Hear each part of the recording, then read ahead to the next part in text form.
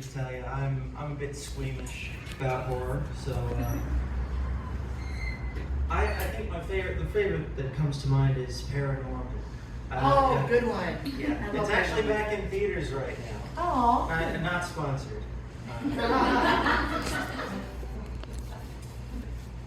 little alphabetical, right? All the lights in your bedroom are turned off. All of them except the little rectangle clutched in your hand. You should be sleeping, but no. You're in the dopamine trenches, thumb crawling the algorithmic trough for something to make life worthwhile. Mostly, regrettably, the feed is all slop.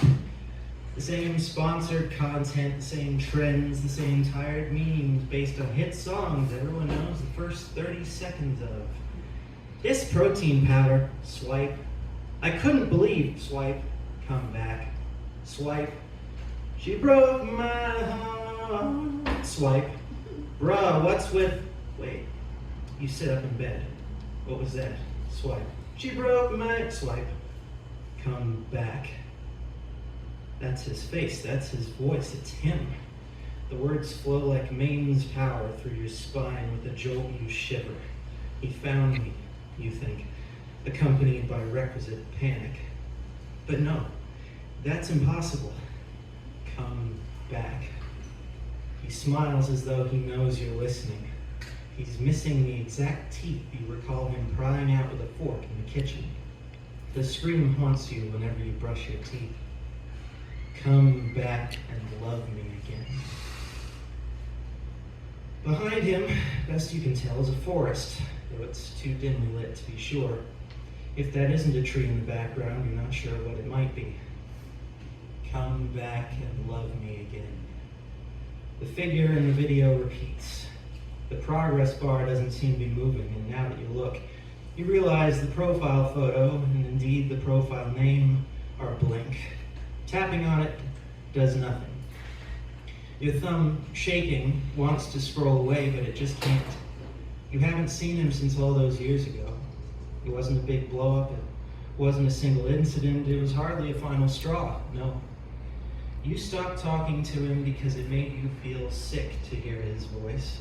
Nothing more, nothing less. It was for everything he did, and yet it was for nothing that had happened that day.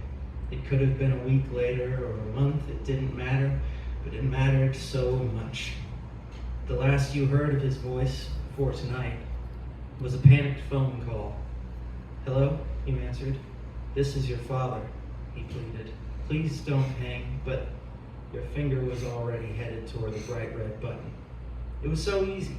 Call ended, blocked, back to business as usual. He was pronounced dead the following morning. He's dead, and yet he continues speaking. Come back and love me again. The words are more strained this time, breathless. A tear rolls down his cheek, but he never stops showing his remaining teeth. The movement is uncanny, like a server farm was asked to simulate every detail, but never understood how the muscles were meant to move, or where bones were supposed to be. Every closer look reveals another pixel just out of place. You hear the wind blow against your wall, and a knock hits your window.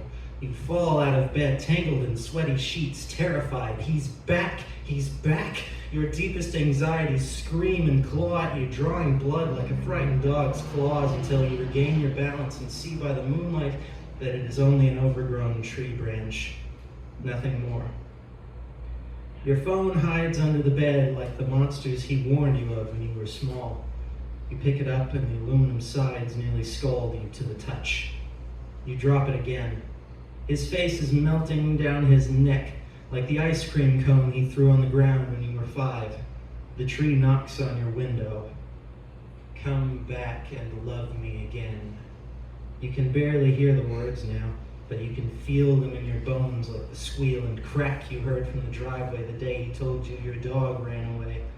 You feel them like the bruises he left on your neck. You feel them like you felt all that nothing every time a partner said you were too distant, and all that grief when you couldn't close the gap. The tree branch knocks, knocks, knocks, and you hear the knocking come through the speakers of the phone. His eyes, rotten green and feathered with blood, hold their gaze directly at you through the screen, and the tree in the background waves in time with the clink on the glass. You take the phone in hand and it sears your flesh. You creep toward the window and force it open with the other hand.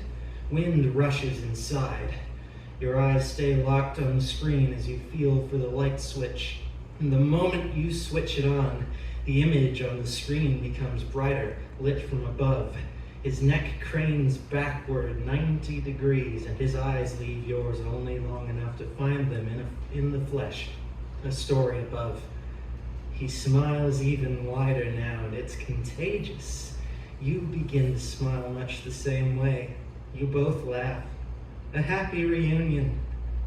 Come back and love me again. Love me again. Love me again. Love me again.